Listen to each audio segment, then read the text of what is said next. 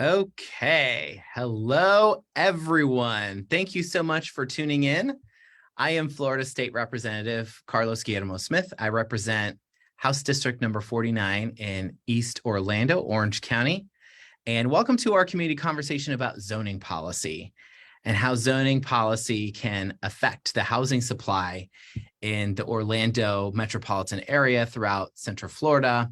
As we all know, here in the Orlando area, this has really been the center of the housing affordability crisis, of the rent crisis. And as the Orlando area has seen some of the largest average rent increases across the country, we know folks are really struggling, really looking for solutions on how to really address this housing affordability crisis. We know that our area is especially vulnerable to the ebbs and flows of the housing market for a number of reasons. I mean, we also have a massive tourism-based economy here where lots of housing units and housing supply are often used as short-term rentals, which means people that actually live here can't use that housing supply to actually be able to live and raise their families. It depletes the housing that is usually available for working class people. And we also know that we really have some of the lowest available supply in Orlando compared to our population, compared to any other area in the country.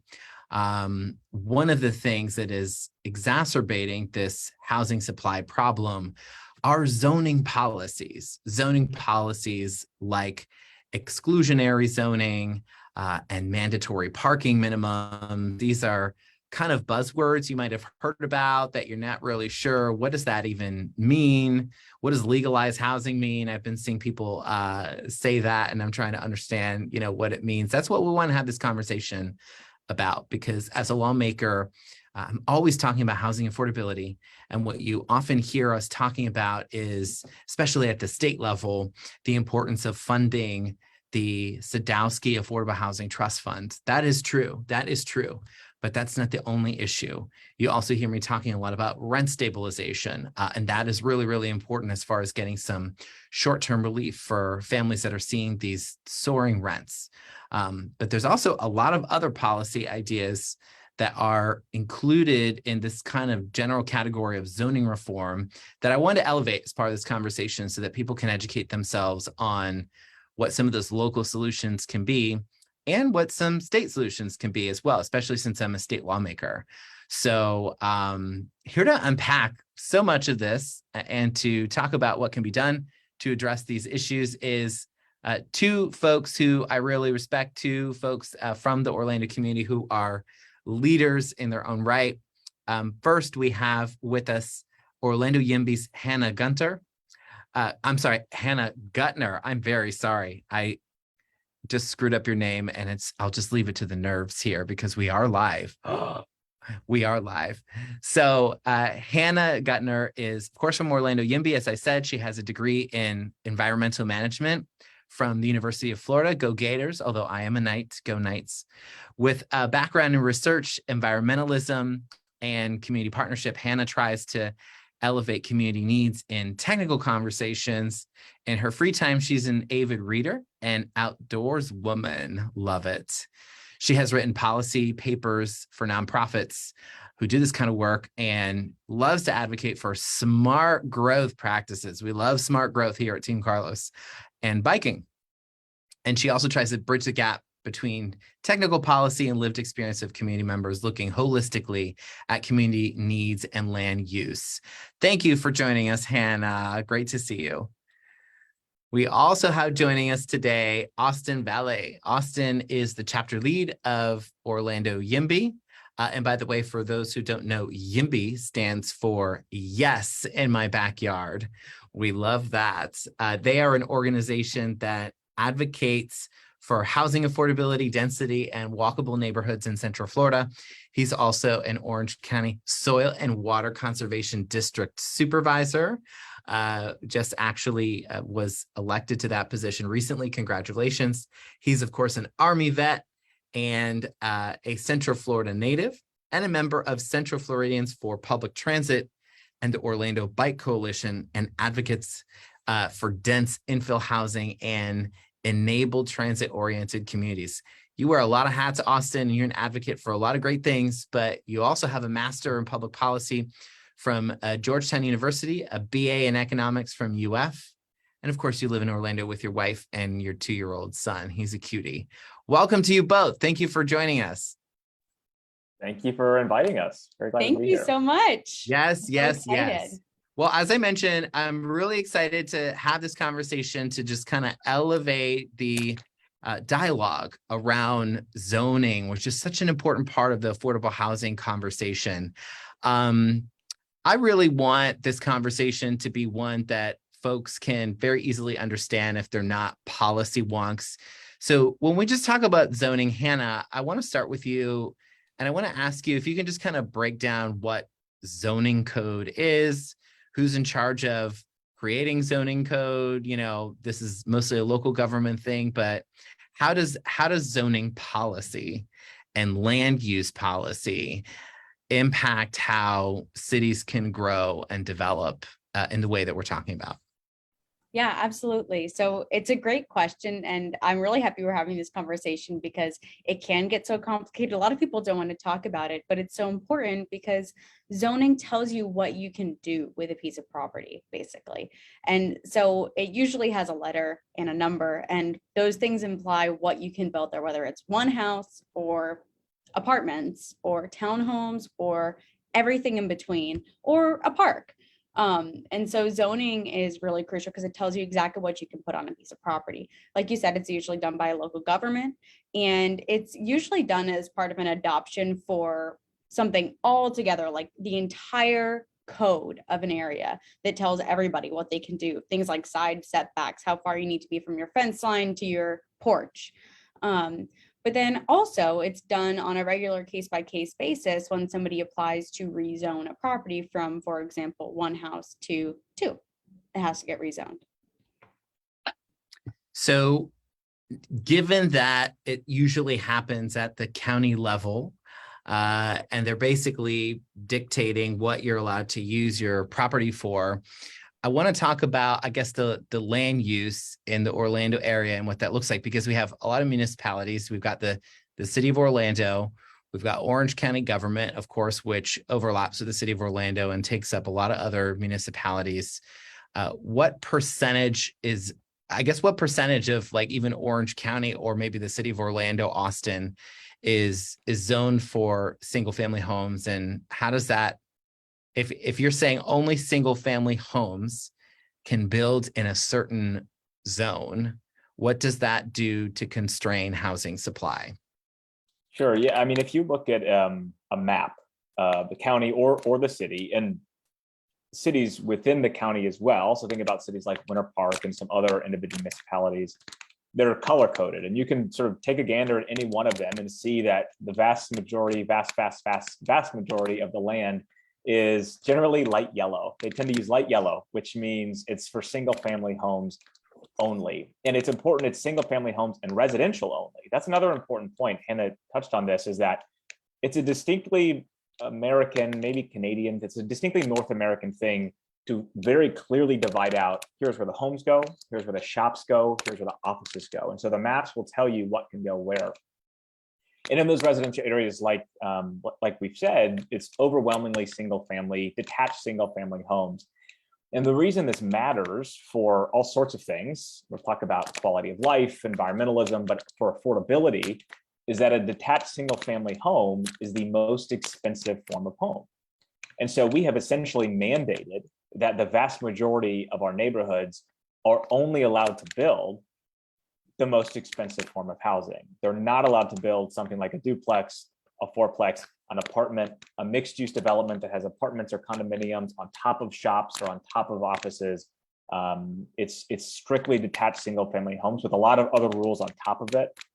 Hannah mentioned the lot sizes have to be a certain size. And so in Orlando, the map will show you that the single family homes have to live on what are fairly large lots, in a global context, fairly large lots. So there's all sorts of ways we can think about modifying some of these rules, not just in Orlando, but in other in-town municipalities, like, again, a Winter Park, and think about updating some of those rules so that we can allow, or like you mentioned earlier, legalize housing that is more affordable and more sustainable as well. Well, that's a good segue to another part of the conversation, Austin. I really appreciate that because, you're generally talking about the concept of, well, if you're mandating single family homes for this area, it also means that developers are going to want to keep building further and further out because that's where they can build the single family homes.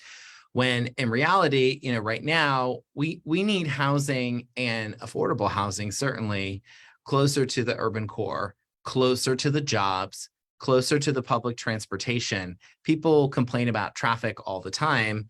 And part of the reason there's so much traffic is there's so many people who are out on the outskirts who are all trying to get in versus the fact that we really need more density, more infill housing near the urban core so that folks wouldn't be relying so much on I-4. Perhaps they can instead be either relying on public transportation, being near that transportation infrastructure, helping to reduce traffic, things of that nature. I want to talk a little bit about that legalized housing concept, because I've had a few people ask me, they've seen the shirts around, it says legalized housing. What does that mean? And what is that? I guess, what does that buzzword or catchphrase really mean policy-wise? I think one of the messages that we want to get across with it is to make people think about that actually a lot of housing is illegal. That when we say why, okay, so you think condos are so great or 3 stories or apartments so great, then how come people don't live in them? And the answer is because your city has made it illegal to build it. And when I think going back about a year and a half or so, when Orlando YIMBY was first started, one of the reasons we started it was because we felt as though not enough people fully appreciated that the affordability crisis and the supply shortage are at their core a policy problem, that it is not an act of nature that there's not enough housing. Now, don't get me wrong, there are a lot of other factors, construction costs, interest rates, there's no doubt those things matter, but also policy matters. And the fact that we've made more affordable forms of housing, denser housing, smaller lot sizes, higher height limits in our urban core, we've made this sort of housing illegal. And so that's what that framing is we want people to recognize that it's illegal and have a call to action that it's time to legalize it. To reform those zoning policies to then make it legal. Because listen, so much of what is driving, as we know, the housing affordability crisis, so much of the reason why we see soaring rents, other than the fact that there's no guardrails and landlords can charge whatever they want because they can and they can make money. It's also a fundamental question of supply and demand. We have a short supply of housing units in Central Florida, whether they be affordable housing units or otherwise. But we have a tremendous amount of demand. Central Florida is booming. More and more people are moving into Central Florida every single day. And so when you see that contrast of, well, we have less supply, but the demand is very, very high, then folks are realizing they can charge whatever they want for rents and someone will pay it and it will never go vacant. But the question we need to be asking is, well, wait a minute, how do we also, not only how do we get relief for those families, which is what so much of those rent stabilization conversations have been, which have been very important, we also have to figure out, how do we increase supply? How do we increase supply so that that finally offsets this supply and demand dynamic that we're seeing, where these rents are going through the roof? And I have learned through conversations with advocates like you that it's about reforming our zoning policy, allowing for more infill housing, allowing for more dense and intense housing opportunities near the urban core, so that we can really drive up the supply and not waste them with things like mandatory parking minimums, which kind of brings me to my next question, because we've heard a lot about parking minimums and the impact that required parking minimums, as established by local government, can often perpetuate the supply shortage that we have. And I know recently there was a victory in the city of Orlando, where a parking minimum was eliminated from the local ordinance in the city. I'm hoping one of you can talk to us about that and why that was so important and what that does to affect the housing supply. Yeah, absolutely. So I'm like bizarrely passionate about this issue, but I think We it's all are. We're all important. very passionate about parking minimums. I appreciate that. And I think it's kind of funny because it's kind of important to clarify when we say remove parking minimums, it's not that there's going to be no parking. It just means that the people who are building housing can decide. And there are some things that you think about and you realize the free market's kind of got this one, because parking is so expensive to build, and especially if it's structured parking, which downtown Orlando prior to removing the parking minimums altogether required, it's up to like $50,000 a parking spot. And so nobody's going to build parking that's not going to get used, particularly in a hot commodity area. And then when you also put it into perspective, it doesn't make sense to build so much parking because an area with a thriving downtown is a place where people live and want to walk. And you either have a downtown that people drive to or a downtown that people live in and invest in every single day. And so it kind of makes sense to remove it in the downtown area. So it was a big success to remove parking minimums in downtown Orlando, not only for the businesses who are able to really capitalize on the land, but also for people like, pedestrians or the developers. And it sort of affects all of that because land use is how obviously we use the land, but cars take up a lot of space. And it's kind of really advantageous to be able to take a parking lane off, like we've seen on North Orange Ave for the Orlando Urban Trail. They took a lane off and made it a bike trail, and it's been incredibly popular. And I bring that up because I'm a bike commuter and I'm president of Orlando Bike Coalition, so I care about it. But it goes to your point, Representative Smith, about the smart growth and environmentalism, and the way we move around is affected by how we use that land. So if we're putting all that land towards single family homes with large lots versus a diversity of uses, it spreads everyone out. And then you need a car to get to a place that you want to go. And then you need the park. And it's a little bit cyclical. So that was kind of long, but I understand what you're saying, because basically the concept of a parking minimum, which many counties and cities have parking minimums. We have them in the city of Orlando and in Orange County, where the developer is required to set aside a certain number of parking spaces per housing unit they are building, that they are required to establish that minimum, which also means that if they're parking spaces that are not needing to be used, they are building parking where they would otherwise be building housing units. And so it perpetuates that short supply. But to your point, Hannah, the free market can take care of this by not mandating a minimum, because obviously if you're a developer and you're building housing and a certain percentage of your residents are going to need that parking spot, absolutely, you're going to make those available to them so that you can incentivize them to live in your apartment complex. But can you also just kind of tell us a little bit about this victory? Because I think that this was a victory to eliminate parking minimums only in a certain area of the city of Orlando. Is that right? And then are there other places we can go to really reform some of those parking minimums right here in the Central Florida area? Yeah, absolutely. So the parking minimums were eliminated in the downtown business, or excuse me, the central business district is what it's called. And so it's kind of the area that everybody thinks about with all the office buildings and the high skyscrapers and things like that. The most important place to start. Right. And it's the best place to start. Absolutely. But, that's not to say, of course, that there is an opportunity to reduce parking minimums elsewhere, whether it's eliminating them altogether or just reducing it on a per unit basis. Because the city of Orlando, from an environmental, from a transportation, from an everything perspective, like you said, Representative Smith, we're a boom town. We've always been a population boom town, and people are going to want to move here because we have an amazing quality of life to offer. So why not bring more neighbors and put them in the places where there's already infrastructure? infrastructure includes being able to walk and bike places so you wouldn't have to drive.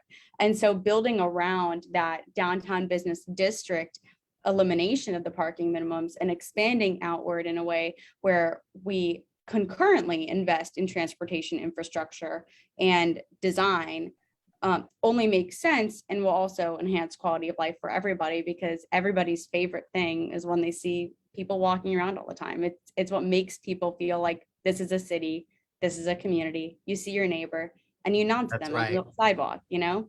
That's right. Well, and Austin, if you could just kind of add to this part, I'm sorry to be so obsessed with the parking minimums, but I guess I'm gonna like wonk out. You're not alone. Just like Hannah. But I represent part of all of the UCF campus, the main campus out in East Orlando. So I represent a big part of East Orange County that includes UCF. And I hear about this parking issue from students all the time. They keep building new student living apartment complexes with like gigantic parking lots. So I'm curious, Austin, how has the parking minimum issue, because that is not the city of Orlando, that's Orange County, how has that impacted the UCF area? Yeah, I think when you look outside of city of Orlando, the UCF area is probably definitely the best place to look when you think about where we can start to think about these sorts of reforms and put really good, strong urbanism and mid to high density in that area.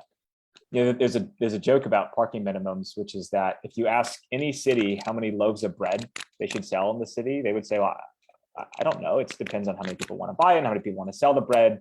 But if you ask them how much parking they should have, they'll give you an 18-page manual that defines exactly how many parking spots that they should have. And that's what we see in Orange County as well. And by the way, we don't want to just pick on Orlando and Orange County. Every city across the US, there are some exceptions, some progressive cities who are starting to reform on these issues. But for the most part, you see this over and over again. I think about a place like UCF, which when I was a college student, for much of me being in college, I didn't have a car at all. I went to University of Florida. I used the bus. I used my bike. You're in a stage of life where you're living close to where you're working, which is going to school. This is not true for all students, but for a lot of students, they Sure. want to live near campus. The most of their time is spent on campus. The distance is, in theory, easy to get to on a bike or a bus or walking. Now, there's transportation improvements that I think need to be done to make it safer around that area. You're telling me, yeah, pedestrian Yeah. safety is huge. Sorry to interrupt. No, you're exactly right. And so that's part of that larger conversation of how do we reimagine that area? If we were to start from scratch and build a neighborhood around the largest public university in the country, it would not be surrounded by strip malls and Chipotles, right? I mean, it would be, well, there'd be Chipotles, but they wouldn't be standalone in a giant parking lot. Chipotle would still be there, my friends. There'd be maybe more Chipotles, but they would be underneath big apartments, right? And so I think that that's a prime area to think about. How do we make this less auto dependent? How do we make better bike infrastructure, pedestrian infrastructure? Let these apartments provide housing for students that don't want or need or have cars. Because right now, when you rent your apartment, you are implicitly renting the parking spot. You have to. The apartment has been required to put the parking spot there. So you might not have a car, but you're required, it is baked into your rent to pay for that parking spot. And so if we allow for some rentals to be rented out that exclude parking spots, well, as a student, that's your prerogative to go rent that unit. And now, great, you've found some savings because you're not actually paying for an apartment that has parking attached to it. So it feeds into all these factors. And absolutely, I think UCF is a really important place to start thinking about that. I want to jump real quick. Thank you for that, Austin, over to like infill housing. Because I hear about infill housing a lot in the conversations that we have. Can you just briefly describe what infill housing means and how it can be implemented to address the housing supply shortage? Sure, I can give a sort of basic definition, which is infill housing is basically putting denser housing where we are already built out. It's the opposite is sprawl in some ways. The opposite is opposite of sprawl. It's the opposite of sprawl. Yes, it's going where we're already at and building even more densely there, which is great for so many reasons that we can talk about, but that's the short definition. It's the opposite of sprawl. Well, because again, it's next to the infrastructure. It's next to the all of the infrastructure as we think about it, whether it be transportation infrastructure, or other types of infrastructure near them, access to services, access to shops, access to roads, access to transit, all of that. It's such an important thing for us to be able to find ways to continue to incentivize infill housing and not make it illegal, so to speak. Obviously, I'm a state rep, and we need to do everything that we can to continue to make sure that the Sadowski Fund is fully funded. For those who don't know, Sadowski really created through things like dock stamp taxes, from the purchases of new homes. It all kind of goes into a trust fund to be used to, in some ways, not only offset the cost of rental units, but also to help incentivize developers to build more affordable housing. That's been very important. And the legislature, unfortunately, has swept over $2 billion of affordable housing trust fund monies out of that fund over the last 20 years, which meant less monies to help with the construction of affordable housing, which has resulted in less units, which has perpetuated, of course, this supply shortage that we have. I know a lot of other states, places like California and Oregon, they have taken an approach where they have proposed a lot of statewide zoning reforms. And I've been talking to some folks on both sides of the aisle about what some proposals like that would look like in Florida potentially. One issue that continues to come up, and I want to ask either of you to kind of respond to it, is this idea that we can first try at the local level to get rid of this other regulation that caps the number of non-related individuals living under one single family home. I didn't even really know that existed as a thing until someone told me about it in the last year or so, that really there's a cap on the number of people that can live in a house, which means you can't turn your house into a duplex, and you can't make more with the existing housing units that are there. What are your thoughts about that? Do you think that getting rid of some of those regulations will help us increase housing supply? What are your thoughts? Either one of you. I think that regulation, from my understanding, because it's really common, I think it came from actually the time of like tenement housing and overcrowding is a health issue. But I think to your point about the duplexes, and it's kind of an unintended consequence, and also sort of forgets about students who just have roommates, and it's not necessarily overcrowding. And I mean, additionally, there's no way to enforce it, right? But then at the same time, right now, because of housing prices, you do see people sort of starting to overcrowd because they don't have a place to live. And so it's sort of these two sides of the same regulation, where is regulation helping or is it hurting? And obviously it's got to fall somewhere in between, because that's just how life goes. But I think, at least this is my personal opinion, I think it'd probably be best to start with something that, or at least concurrently invested in supply strategies, while also maintaining that, people are in a safe place. So I don't know, those are just my thoughts, but I appreciate that. 100% right. 100% right.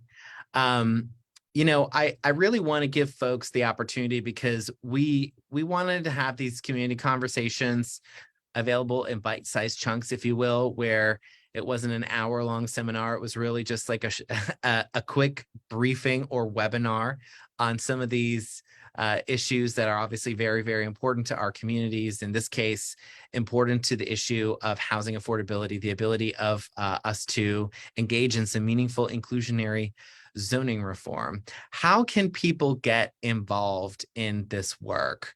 How can they, I guess, how can they have their voice heard if they think a lot of these policies that we've discussed today are ones that they want to get behind and support and push for change? Well, I would say we'd love to have you at Orlando YIMBY. first of all. So if you wanted to learn more about Orlando YIMBY, you can check us out at orlandoyimby.org. I think on a broader level, though, look, I mean, part of the reason our group was organized is that a big barrier to dense housing is oftentimes people who already live in those neighborhoods who don't want more density in their neighborhood. And so if you're hearing this and it's resonating with you, the next time you see one of these conversations going on Facebook or on Nextdoor or at an in-person community meeting, don't be afraid to let your voice be heard and say, you know, actually, there's a lot of benefits to building housing in our communities. That's what we do. That's a lot of what we're doing is we're engaging with our neighbors. We're doing some soft education. We're having these sometimes hard conversations to help educate why we actually do want this sort of housing in our neighborhoods. And so sometimes the best sort of organizing is just neighbor to neighbor. Orlando YIMBY can come get involved in a housing project in, say, UCF neighborhood or Milk District or Goldenrod, wherever it is, but it's far more effective if you live in that neighborhood and you get involved in that conversation and you start to advocate to say, yes, in my backyard, this is where we want housing, and here's the reasons why. I love it. Now, what can they do to get involved with Orlando YIMBY? Like, give us your social handles, give us your your information. I think we keep me honest here, Hannah. I think we keep it pretty simple. We're at Orlando YIMBY on Twitter, on Instagram. So you can search us at Orlando YIMBY on Facebook. Definitely sign up for our monthly newsletter. There you'll see what we're reading, what kind of events that we're having that are coming up. Hannah, in a second, I'm going to let you plug the book club that's coming up. But you'll also, in the newsletter, see any volunteer opportunities that are coming up. And two, you can, if you want to go a step further, you can become a volunteer with us as well, and we can step you through that. You'll see it on the website, but don't hesitate to reach out to any one of us if you want to get more involved as well. And then Hannah, I'll let you talk about whatever else you'd like, but we for sure should plug the book club that you're leading. Yeah, absolutely. So we're starting a book club actually next Tuesday. I'm very excited about it. And it actually, our first book is about zoning called Arbitrary. Yes, what a coincidence. Yeah, no, absolutely. So you can go on Orlando YIMBY's social media to find the sign up link, or on Zeppelin Books. It's a new local bookstore, and they connected with us and asked to have a book club about land use. And I was like, of course. So so we're starting next week, and we're gonna have a mix in the morning. If anybody would like to join, we'd absolutely welcome it. And then we're gonna have an end of the month event as well. And then I'm also gonna plug Orlando Bike Coalition and Central Floridians for Transit, because we all do a lot of work together as a sort of unofficial smart growth coalition. It was official for a little bit there, and it's sort of unofficial. We do a lot of events together because, you know, like we've all been talking about, there's no point in, you can't bike if everybody drives everywhere all the time, and infrastructure is built around that. And you can't live in a dense, it doesn't make sense to live in a dense place if you don't have a way that's safe to get there without a car. And so that's where all of it sort of converges, is you can't separate the transportation, the bikes, the walking, and the housing. So yeah, that's all I would add. Thank you. It's all interconnected, and I appreciate both of your insight into this issue.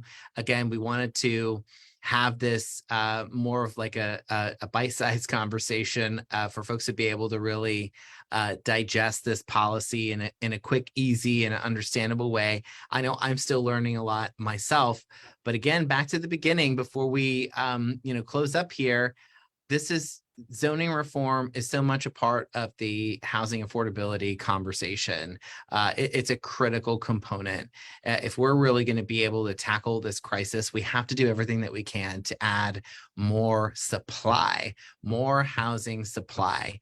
And one of the ways that we do that, one of the critical ways we do that, is through zoning reform, to start finally legalizing housing.